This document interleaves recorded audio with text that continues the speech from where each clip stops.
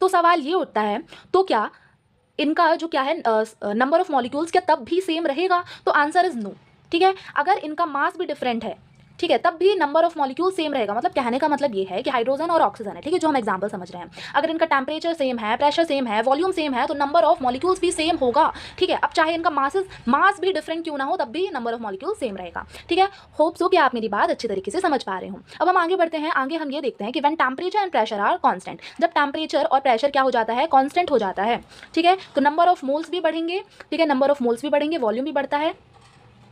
और अगर देखो, हाँ, यही कहने का मतलब है कि मान लो टेम्परेचर और प्रेशर कांस्टेंट हो जाते हैं, तो नंबर ऑफ मोल्स बढ़ेंगे तो वॉल्यूम बढ़ेगा, अगर मोल्स कम होंगे तो वॉल्यूम भी कम हो जाएगा। ठीक है, अब हम आगे बढ़ते हैं। आगे एक और एग्जांपल है, ये जो चीज़ मैंने समझाई है इसी के बेसिस पे मैं एग्जांपल दे रही हूँ कि 1 मोल ऑक्सीजन है हमारे पास और 1 मोल नाइट्रोजन है और 1 मोल हीलियम है। ठीक है, तो इनका क्या होगा, will the volume of these be equal, मतलब कि इन सारे जो हमारे पास है ऑक्सीजन, नाइट्रोजन और हीलियम है, सब क्या है, 1 मोल में प्रेजेंट है, तो क्या इनकी जो वॉल्यूम होगी वो इक्वल होगी? तो आंसर है यस, क्योंकि टेम्परेचर देखो, ये तब यस आंसर आएगा एक कंडीशन पे जब टेम्परेचर प्रेशर क्या हो सकते हैं, कांस्टेंट हो। अगर टेम्परेचर प्रेशर वेरी कर रहे हैं तो ये आंसर गलत आएगा। ठीक है, आंसर क्या आएगा, आंसर आएगा भाई नो, आंसर आएगा इंस्टेड ऑफ यस। ठीक है, तो एक और बार रिपीट कर देती हूँ मैं कि हमारे पास 1 मोल ऑक्सीजन है, 1 मोल नाइट्रोजन है, 1 मोल हीलियम है। अब हमारे पास क्वेश्चन ये आ जाता है कि इन सारे गैसेस का क्या होगा, वॉल्यूम इक्वल होगा क्या? हाँ होगा, तब होगा जब टेम्परेचर प्रेशर कांस्टेंट होगा। ओके, एवोगैड्रो नंबर देख लो कि 1